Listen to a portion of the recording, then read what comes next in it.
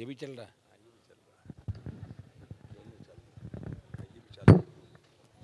बासनी के अंदर सबसे पहले तो रमजान के पवित्र महीने के अंदर आप सबने अलायंस होने के बाद, नामांकन रैली के बाद और जिस तरह रोजा रखते हुए भी पिछले 7-8 दिन से मेरा सहयोग किया, उसके लिए पूरे बासनी गांव का मैं हृदय से आभार प्रकट करता हूं। बहुत बहुत आपको धन्यवाद। यहां उपस्थित मैं देरी से आया, इसके लिए क्षमा प्रार्थी हूं, लेकिन मुझे पता था कि आप रात तक जगते रहते हैं। तो मैंने कहा बासनी में जब भी निकलते हैं तो रात को हलचल रहती है, ऐसा लगता है कि बासनी मुंबई की तरह लगता है ना। हमारे यहाँ उपस्थित हरिंदर जी के सुपुत्र राघवेंद्र जी, मनीष मिर्धा जी, जानाराम जी, मकबूल जी हमारे मेंबर साहब,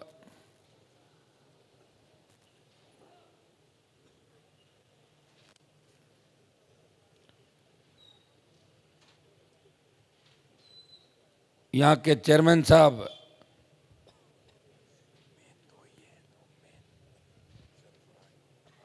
तारिक दिलवाली साहब, मुख्य सचिव सरफराज भाई, हाजी अब्दुल्ला, हाजी इकबाल साहब, हाजी अजमल साहब,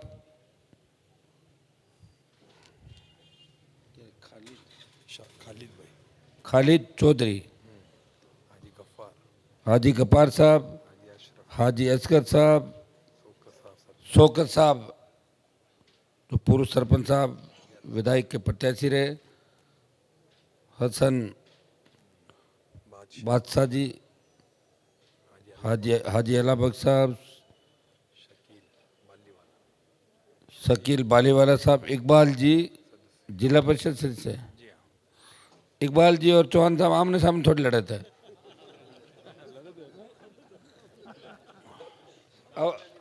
अब तो दोस्ती होगी ना। मैंने कहा बार बार चुनाव वाली बात याद दिला के इकबाल साहब को नाराज कराएंगे और कुछ नहीं।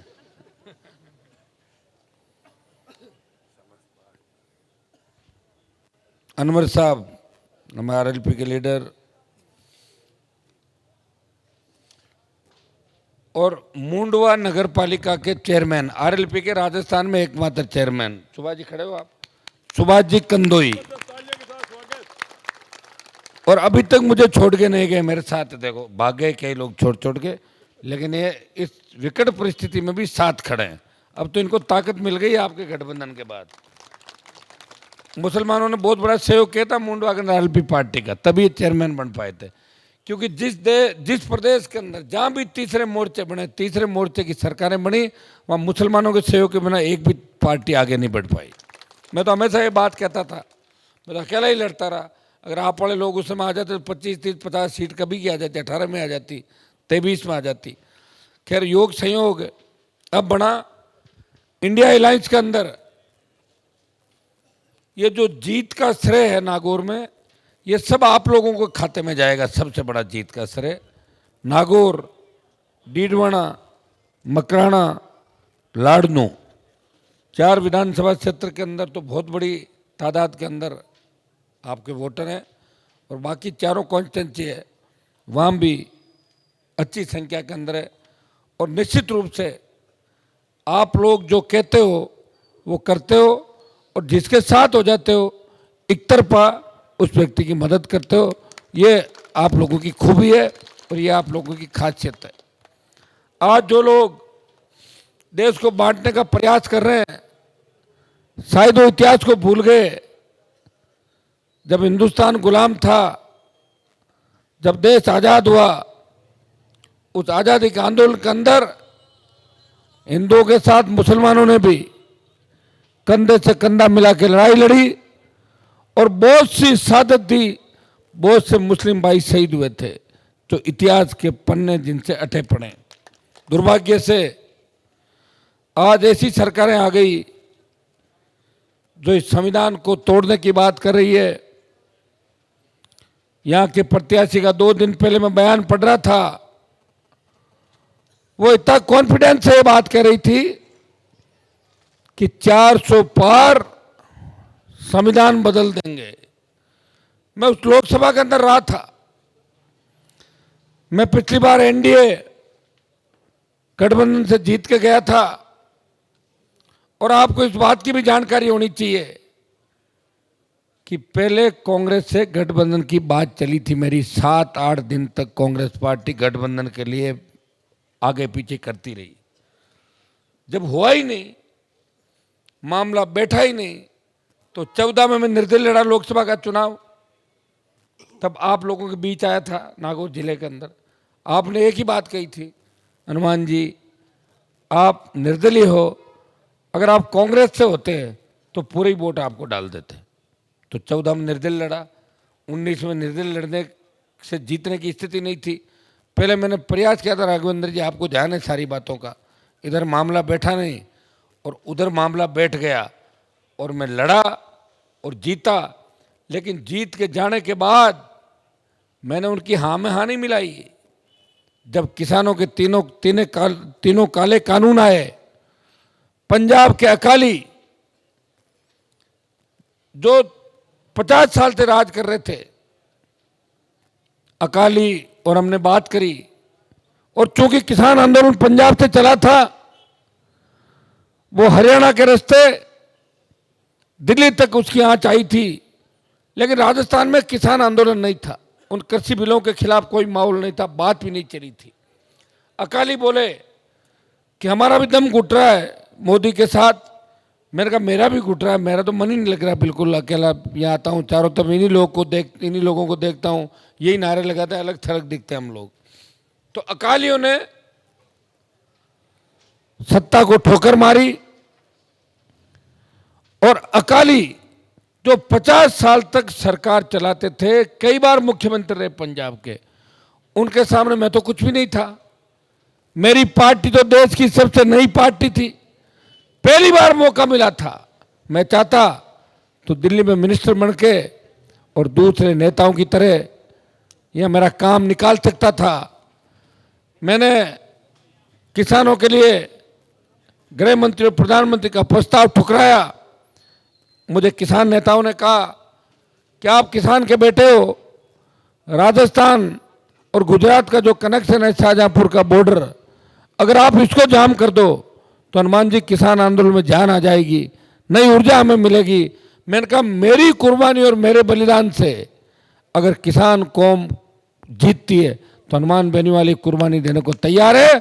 मैंने मोदी की सत्ता को ठोकर मारी और हजारों लोगों के साथ शाहजहांपुर बॉर्डर पर डेरा डाला और 70 दिन देश का कोई एमपी अगर सड़क पे बैठा था, वो नागौर का एमपी था, तो देश के किसानों के सम्मान की लड़ाई ठंड के अंदर सड़क पर लड़ रहा था। उसके बाद जब अग्निपथ का मामला आया, सेना को ठेके पे दे दिया। उस वक्त भी अगर देश के किसी कोने से आवाज आई, जोधपुर में 2 लाख जवानों की रैली करके लोकसभा और ऑल पार्टी मीटिंग में बार बार इस बात को उठा के कि सेना को ठेके पे नहीं देने देंगे, हम किसान के बेटे हैं, हमने बॉर्डर पे शहादत दे के इस देश की रखवाली करी है, मोदी जी आप गलत काम नहीं कर सकते। उसका परिणाम ये हुआ कि आधे बच्चों को वापस लेके और आधों को भेजने की बात थी। पहले 25% लेके 75 वापस भेजने की बात थी, लेकिन वो जीत पूरी नहीं हुई। मेरा प्रयास जारी रहेगा। मैं आपको विश्वास दिलाता हूं, मैं जो कहता हूं वो करता हूं, और मैंने राजनीति के अंदर कभी किसी को धोखा नहीं दिया। जिस तरह आप मन के साफ सुथरे और सीधे लोग हो, उसी तरह हनुमान बेनीवाल, अगर मेरे साथ कोई व्यक्ति जुड़ा और मेरे साथ रहा और उसने मुझे अगर काम करते हुए देखा, उसने मेरी कार्यशैली देखी, तो उसको यह महसूस हुआ कि ये नेता नहीं है, ये हमारा भाई है, ये परिवार का सदस्य है, ऐसी फीलिंग हर व्यक्ति के अंदर आती है। जब देश की पहलवान बेटियां न्याय के लिए जंतर मंतर पे बैठी थी।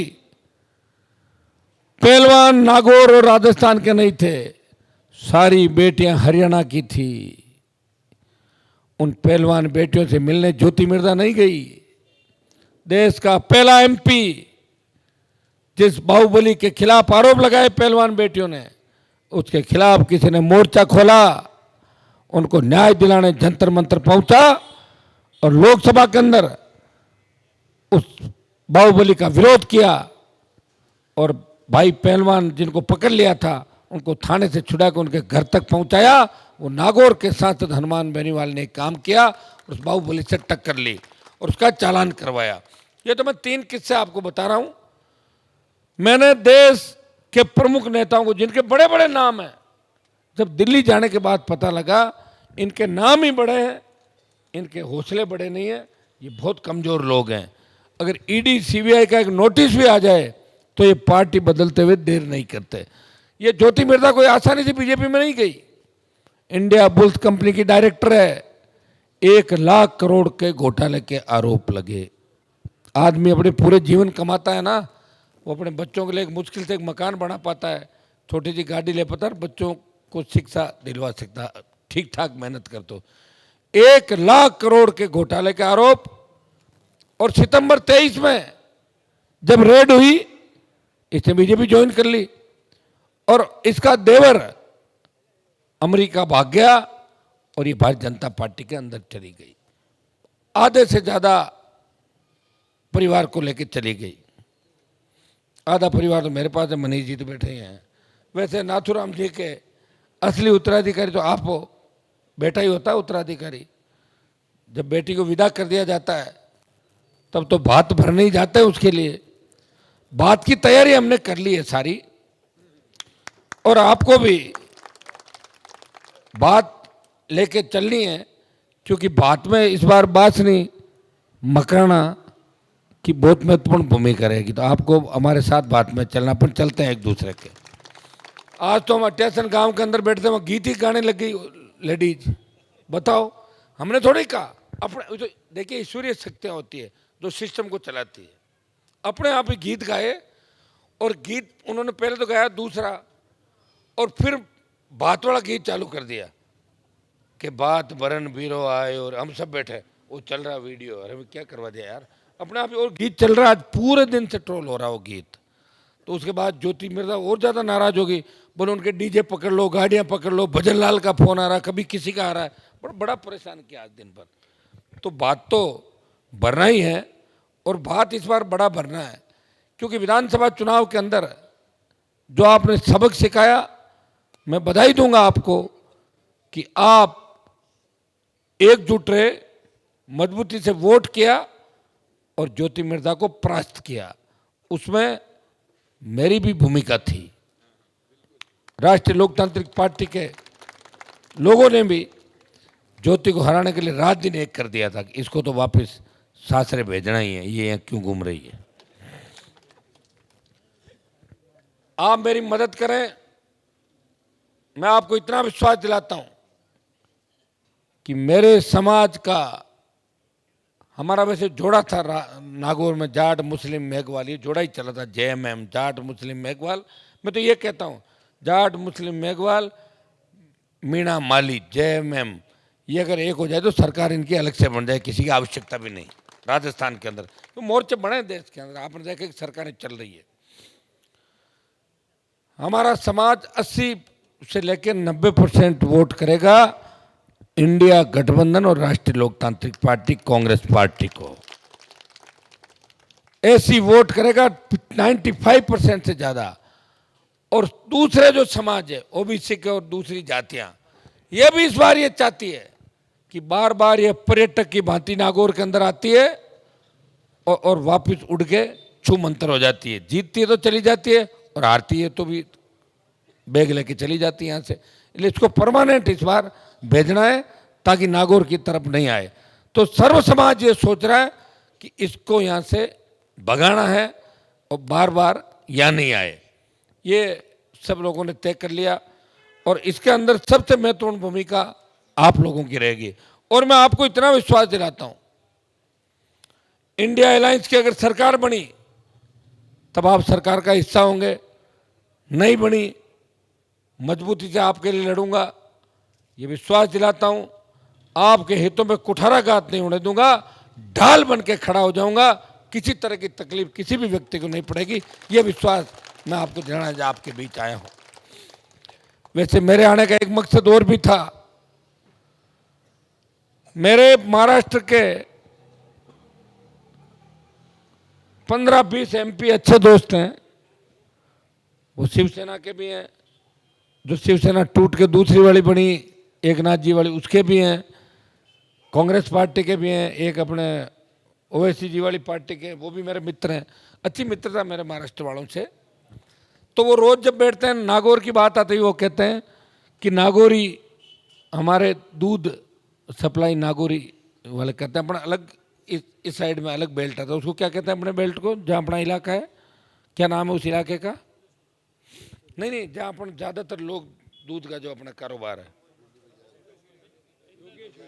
जोगेश्वरी।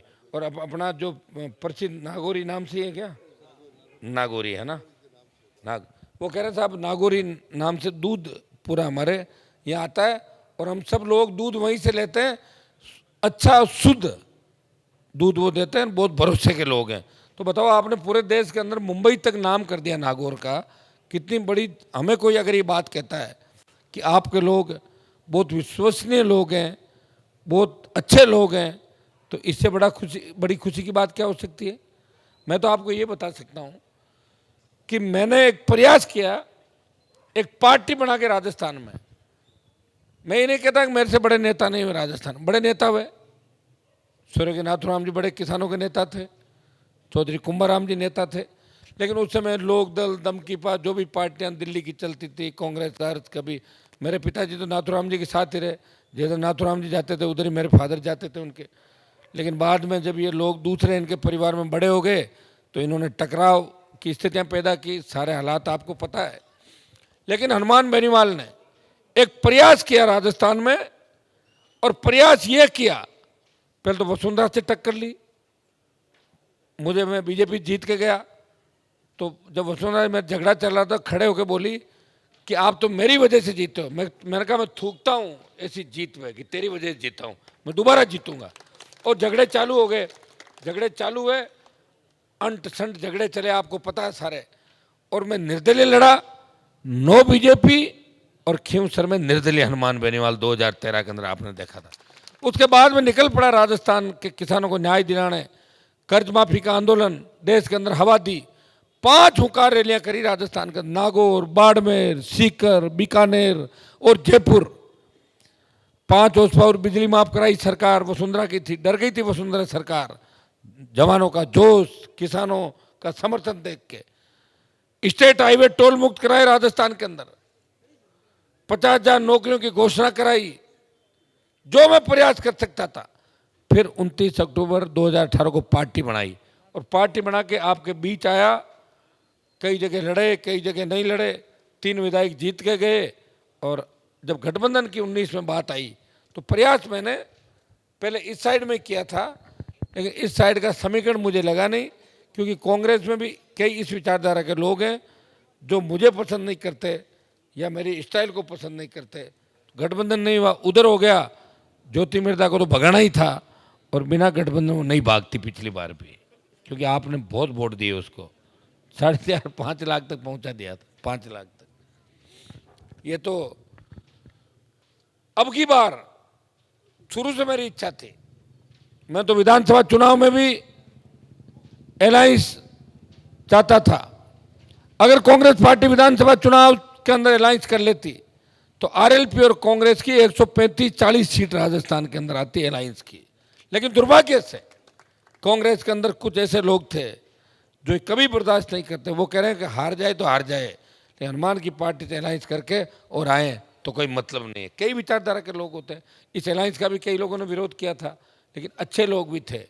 नागौर जिले के तमाम नेताओं ने, हरिंदर जी मिर्दा, आपके मकराना के हमारे जाकिर हुसैन गहसावत, भाई चेतन डूडी, मुकेश भाकर, रामनिवास गावड़िया, मंजू मेघवाल जी, महेंद्र चौधरी, और ये हैं, और तमाम जो जीते हुए विधायक और जो सेकंड नंबर है, इन सब की एक इच्छा थी कि अलायंस किया जाए आरएलपी के साथ और हनुमान जी को चुनाव लड़ाया जाए वापस, तब हम भारतीय जनता पार्टी को परास्त कर सकते हैं। और आखिर में जो जनभावनाएं थी, आप भी चाह रहे थे, आपके यहाँ से भी टेलीफोन आ रहे थे कि अलायंस हो रहा कि नहीं हो रहा है, सबकी भावनाएं थी। शौकत साहब ने फोन किया, दिलवाल जी ने किया, कई फोन है, अनवर साहब रोज ही कहते थे क्या हो रहा, कितने बजे होगा, क्या होगा। मेरे हाथ में थोड़ी था अलायंस करना कि नहीं करना, कई तरह की अड़चनें पैदा हो गई थी। लेकिन अलायंस हुआ, और अलायंस होने के बाद में जब जयपुर आया तो हरेंद्र जी ने आगे होके और जाकिर साहब ने आगे होके उनके घर पे मीटिंग रखी, और सारे सारे कांग्रेस के नेता एक जगह आ गए 1 घंटे के अंदर, और सब ने कहा कि हमें भारतीय जनता पार्टी को नागौर में हराना है और मोदी और अमित शाह का घमंड उतारना है। भाइयों, नागौर की सीट इसलिए भी महत्वपूर्ण है, मैंने किसान आंदोलन के बाद जो उत्पात लोकसभा के अंदर मचाया था, मैंने राष्ट्रपति का अभिभाषण रोक दिया, मोदी को भाषण देने से रोका, 2-3 बार नीचे बिठा दिया। उसके मन के अंदर एक ही बात है कि ये वापस नहीं आना चाहिए, चाहे मुझे कुछ भी करना पड़े। और मैंने भी जिद कर ली कि मैं वापस जाऊंगा, लेकिन आपके सहयोग से जाऊंगा इस बार, और भरोसा दिलाता हूं कि इस बार लोकसभा के अंदर आपने भेज दिया तो निश्चित रूप से नागौर को विकास के नए आयाम देंगे। 5 साल में सोया नहीं मैं, ज्योति तो 5 साल में 50% हाजिरी थी, आधे टाइम विदेश यात्रा ही करती रही। हनुमान बेनीवाल 5 साल 99% हाजिरी, और देश के 10 सांसद जो सबसे ज्यादा लड़ते थे उसमें नागौर के सांसद का नाम था, जो अपने लोगों की लड़ाई लड़ता था। ये आपकी जितनी भी सड़कें देख रहे हैं, सेंट्रल रोड फंड, सीआरए, प्रधानमंत्री ग्राम सड़क योजना, फ्लाईओवर, आरओबी, आरयूबी, केंद्रीय विद्यालय, अब आपकी ये सड़क भी निकल गई नागौर से बासनी, कुमारी, बसवानी, मांजरा, ढिंगसरा, पुरानी रोड उससे मिल जाएगी, तो अच्छी रोड 5.5 मीटर की ये सड़क भी बन जाएगी। मैं आपको विश्वास दिलाता हूँ कि वोट अपनी जगह है, लेकिन आप पड़ोसी भी हैं। मेरे पिताजी के हाजी उस्मान साहब के धर्मेला था, धर्म भाई थे, और पारिवारिक संबंध इस गांव से रहा है। मेरे फादर तो आपके हजारों लोगों को नाम से जानते थे, मैं जानता, मैं भी, मैं इतना नहीं जानता जितना वो जानते थे। और मुझे पता है कि 80 में हरिंदर जी को चुनाव जिताया आप लोगों ने, और 85 में वापिस आपने मेरे पिताजी को हरिंदर जी के सामने जिताया, जब बासनी और कुमारी का सबसे बड़ा योगदान था 85 के अंदर। ये सारी बातें सब रिकॉर्डेड बातें, इसमें मैं और राघवेंद्र जी साथ बैठे, तो हमें कम से कम इन बातों का ध्यान भी रहना चाहिए। बासनी कुमारी के लोग जिसके साथ हो जाते हैं, दिल खोल के उसका साथ देते हैं, और बदले में कुछ भी नहीं चाहते, उल्टा इतना प्रेम करते हैं कि साइड से निकल जाओ तो बिना जूस पिए भेजते नहीं, जूस और पिलाते हैं यहाँ पे कि जूस तो पीना ही पड़ेगा, बालापीर के मेले में तो आना ही पड़ेगा, मिठाई तो खानी ही पड़ेगी। इतने अच्छे लोग हैं देश के अंदर सब। मैं तो बड़ा चिंतित हूँ, बालापीर का मेला ही बंद हो गया, बताओ क्या करोगे, क्या चालू मंदिर क्या है? तो फिर वो तो आपकी मर्जी है, विचार करना। मैं तो, मेरे तो बच्चे छोटे हैं ना, तो बार बार कह रहे पापा बालापीर का मेला कब आएगा? नहीं करेंगे, क्या कह रहे हैं? अच्छा अच्छा ठीक, नहीं मेला भी नहीं भरेगा। सुनो मेरी बात सुनो, इस विवाद में मैं नहीं पढ़ूंगा, वो तो आपको ही तय करना क्या करना है। कहीं मेरे चुनाव में बीच में मेला लेके आ जाओ आप बिना बात के। मेला भरो तो बच्चों को लेके आ जाऊंगा, नहीं भरोगे तो बात कर लूंगा आपसे फोन पर। बच्चों को एक बार घुमाया मैंने, तो वो बार बार कह रहे पापा बालापीर का मेला कब आएगा? बच्चे छोटे हैं ना, तो बालापीर के मेले को याद रखते हो। रुको एक बार रुको, अभी आज मत करो ये बात। आज मैंने तो ऐसी बात चला दी क्योंकि हम बच्चे थे ना, पिताजी जिद करते थे कि मान बालापीर के मेले ले जाओ, बालापीर के मेले चलना, तो बदमाशी मत करना। तो बालापीर के मेले आते थे बचपन के अंदर। उस समय मुंबई में जो चीज मिलती थी वो बासनी में मिलती थी। पिताजी बहुत सिगरेट पीते थे। सन 57, 58, 60, 62, 65, 70, 72, 77 की बात है। सिगरेट और पान बासनी से ही जाता था, और बासनी से आता। तो बासनी तो बहुत आगे है शुरू से ही। मेरे हिसाब से नागौर जिले में तो मकराना से भी बासनी आगे हर चीज के अंदर। वहाँ मार्बल नगरी होगा, लेकिन बांसनी के लोग रईस हैं, दिल खोल के। हाँ क्यों तो हमारे घर में जो बातें चलती मैंने बता दी कि पान कहाँ से आता था, सिगरेट कहाँ से आती थी, और मान मनवार के लिए अगर कोई आएगा वो चाय पिए बिना नहीं जाएगा। जैसे मनीष जी ने भी बताई कि खाना भी खिलाते थे रात को भी उसके अंदर। तो बहुत सीधे मन के लोग हैं, और जितने सीधे आप हो उतना ही सीधा मैं हूँ। आप में मेरे में कोई अंतर नहीं, आप निश्चिंत हो जाएं, धोखा नहीं दूंगा। अगर मेरे अंदर एक कमी है, थोड़ा सा गुस्सा मुझे जरूर ज़्यादा आता है, तो मैंने कंट्रोल कर लिया काफ़ी आजकल। क्या हुआ? तो गुस्सा नहीं आएगा तो काम कैसे करेंगे बताओ? अफसरों से दिन भर काम करना, इस पुलिस से जूझना, लोगों की मदद करना, तो थोड़ा बहुत तो करंट अंदर रखना ही पड़ेगा, करंट से ही तो काम चलेगा। लेकिन आप ये भी देखते होंगे कि सबसे ज़्यादा अगर रात और दिन लोग इस राजस्थान की जनता पलक पावड़े जिस नेता के लिए बिछा के रखती है, वो हनुमान बेनीवाल है, आपका भाई है। तो रात को भी बच्चे अपने आप सड़कों में निकल आते हैं। कई बार तो मैं मैं सोचता हूँ मैं चुपचाप चला जाऊँ कोई काम के लिए, तो अब गाड़ियाँ तो जो रहती है सब बच्चे इतने जानते हैं, एक गाड़ी निकलती है 50 गाड़ी हो जाती है जयपुर तक, हर जगह भाई साहब आ रहे स्वागत कर दो। अरे यार मेरे को जीने तो दो, कोई काम तो करने दो, तुम क्यों पीछा कर रहे हो?